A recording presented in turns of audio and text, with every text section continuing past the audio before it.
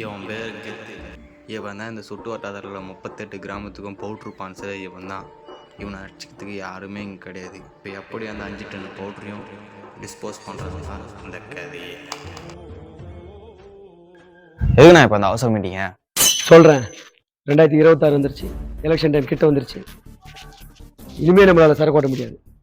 நடிகெல்லாம் ரொம்ப நம்மளை வாட்ச் பண்ணிட்டு இருப்பாங்க. நம்ம என்ன பண்ணுமோ எது பண்ணுமோ தெரியாது. நம்மக்கிட்ட இருக்கிற 5 டன் பவுடர் சரக்கையும் 2 நாளில் நம்ம வாஷ் அவுட் பண்ணணும். இல்லை நம்ம நிலைமை ரொம்ப மோசமாயிடும். 2 நாளில் எப்படி 5 டன் சரக்கு காலி பண்ண முடியும்? 2 நாளில் காலி பண்ணியே ஆகணும். தடிக்கிட்ட மாட்டிச்சு நமக்கு ஒரு போட்டெல்லாம் கூட மிஞ்சாது. நீ யாரை பிடிப்பியோ, எங்கே போவியோ, ஏது பண்ணுவியோ, என்ன பண்ணுவியோ எனக்கு தெரியாது.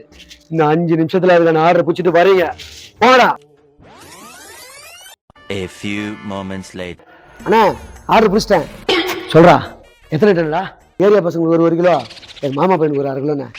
நான் என்ன எங்கள் அல்வா கடையை வித்துட்ருக்கேன். போடா இங்கிருந்து. என்னடா இது, ஒரு 5 டன் பவுடர் வாங்கிறதுக்கு இந்த ஏரியாவிலே ஆள் இல்லையா? ஆர்டர் பிடிச்சிண்ணே. வாடா என் செல்ல குட்டி, ஆர்டர் பிடிச்சிட்டியா? எத்தனை டன்னு? 5 டன்னு. 5 டன்னுமே வா. சூப்பர்ரா, உனக்கு 5 பவுனுக்கு செயின் கிஃப்டா. சரி பாத்தியா போறாங்க.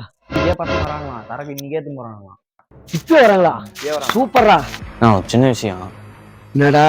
இல்லை, பசங்க இஎம்ஐ ஆப்ஷன் இருக்குமான்னு கேட்குறானுங்க. மாதம் கரெக்டாக கட்டுவானுங்க. ஃப்ரிட்ஜ், வாஷிங் மிஷின், டிவி வித்துட்டு இருக்கேன். இஎம்ஐ போட்டு தர சொல்ற? சரக்கு ஓட்டிட்டு இருக்கேன்டா. பசங்களாம் நம்பலாம், நான் நம்ம ஏரியா பசங்க தான். ரெகுலராக கரெக்டாக கட்டுவானுங்க. மாதம் தான் கட்டுவானுங்க. உங்களை மாதிரி ஆளுங்களா வச்சு பிளான் பண்ணி பார்த்தியா? என்ன சொல்லணும்?